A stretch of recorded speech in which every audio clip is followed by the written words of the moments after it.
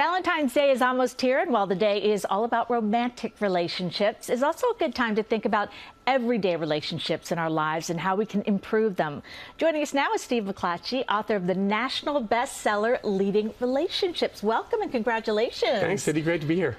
All right, so what are the signs that the relationships in our lives might be lacking in some areas? Sure. If we get better at ending relationships, we're going to know how to be better in our relationships. So how would a mature adult end a relationship? It would sound something like this.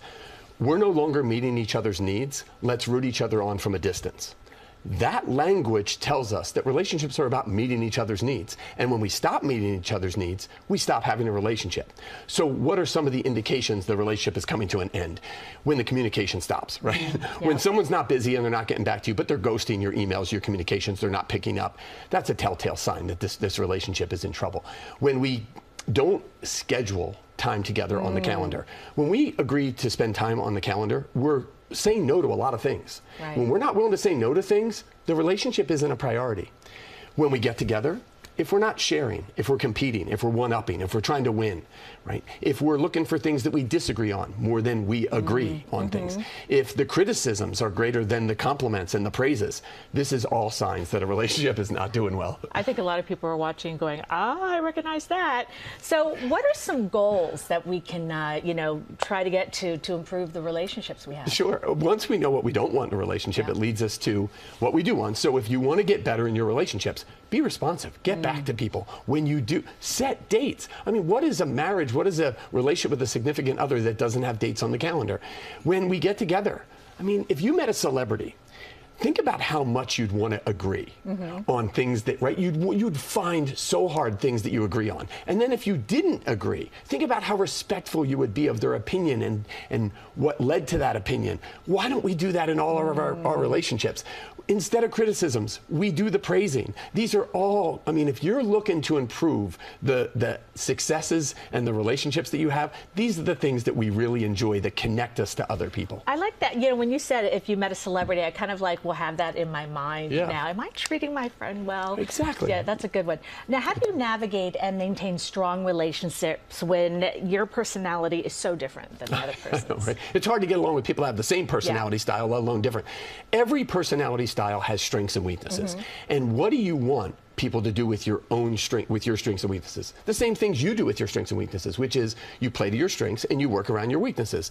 Are you ready to do that for somebody else? I always ask people, do you have your weaknesses on your resume? It's like, no, because you work around your weaknesses. Right. I mean, it's the worst interview question.